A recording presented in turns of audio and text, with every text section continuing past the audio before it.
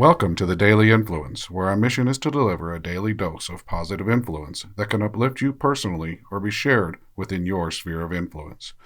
While not every episode may directly apply to your unique circumstances, we strive to provide insights and inspiration relevant to most people's daily, weekly, and monthly lives.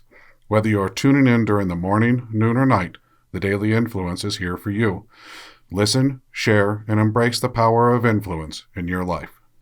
Hey everybody, it's Brian Smith with the Daily Influence, and yesterday we had kind of a long episode as we started to dive into who am I? And we started with ego. So we're going to continue with this journey through who am I. I promise today's episode won't be as long as yesterday's. I hope that it's actually quite a bit shorter. Our goal here is 6 to 12 minutes, so you can plan through your day to listen to us in those moments when we fit into everybody's crazy and individual schedule.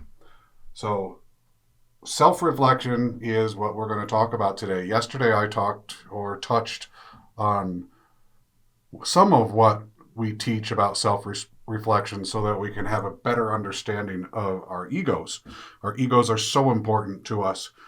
They're also amazingly human, uniquely human. They can be both good and bad, as we discussed yesterday. And oftentimes, going to the root cause of who we are, who am I, as we said yesterday, can be this journey that can really stir up some very negative past experiences or negative situations that can become quite emotional for us. As I noted yesterday, if this happens during this self-reflection, if this happens when you're looking at yourself in the mirror, then please go and seek help from somebody, a psychologist, a psychiatrist, a friend who can be objective, a peer that can be objective, a coach, somebody that can help bring you back into balance and actually put into better perspective some positivity from a journey through self-reflection. I touched on, when I did my own, there was this black hole. Going back into my childhood, I don't have a lot of memories. Recently, I had my sister up here with us here in Vail, Colorado, and she was experiencing the same thing. She has a lot of empty space from our childhoods. A lot of that is because we moved around a lot. We lived in 8 or 9 different places between the two of us. Both of us moved back and forth a lot, or our families moved us around a lot. And as we went back through and created what I'm about to teach you, which is a life timeline, as we do this, it helped to trigger some of those memories. But the fact is that it was still pretty deep and pretty much of a black hole for me as I went through this self-reflection. What mine did as I did this was really take me to the root cause of who I am and what drove me to act the way I did through my early adulthood. And first, let me take you through how I documented my life and actually made this work for me as a positive. Self-reflection can look like this: being with yourself, slowing down, having focus, being intentional on you. Looking at your life, whatever part of your life you want to examine, and you can do this with pen and paper. You can do it through dictation. You can just do it without writing it down. You can just keep digging or searching through this timeline. But I wrote down as far back as I can remember, or as far back as I know, even though I don't remember. For example, I was born in 1966. I wrote that down. My first memory was X. I wrote that down. My next memory is Y. I wrote that down. And as that timeline began to move forward, obviously, my memories began to get closer together. And I started to think more thoughtfully and intentionally about those periods of time. Who was I at that period of time? What was my personality? What was my ego? Who was I around? Who did I have as influencers in my life? What were my takeaways in this timeline from that? And as I built this, I learned a lot. The number one thing I learned about myself is that I know why I hate change. I don't like change because as a child, we had to deal with change all the time. I also don't like surprises. And I know now that the reason I don't like surprises is that every single time we moved when I was younger, it was a surprise to us. It was change without any anticipation. We were being ripped from these lives that were being built as children and moved someplace else without any forewarning. Those are surprises. It clearly brought into focus why I don't like change, why I don't like surprises. And I was able to root that back into my childhood. And that really became really valuable to me as I looked at how I interacted and how I became aware of the things that I was doing, why I made decisions that I did, why I reacted the way I did through so many different situations. It also started to spark more memories of things that had been either suppressed or in my subconscious or unconscious mind. And I tried to use them intentionally and thoughtfully to learn more about myself, to learn more about why I behave the way I do, to learn more about my ego.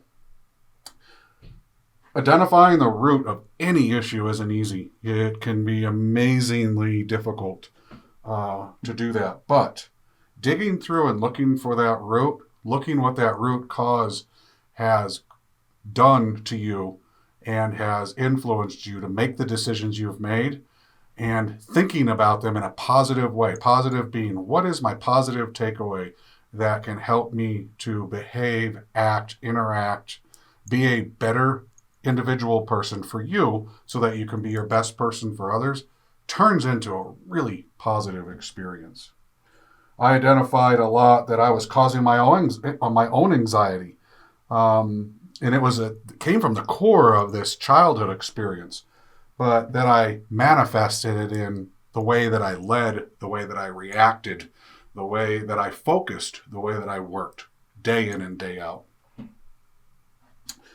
I know why I work hard, but why I procrastinate.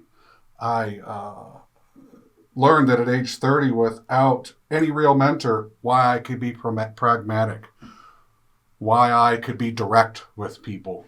And it all went back to the way I was treated, and that I needed to be able to be direct, that I needed to be able to not have too much emotion in what happened to me personally.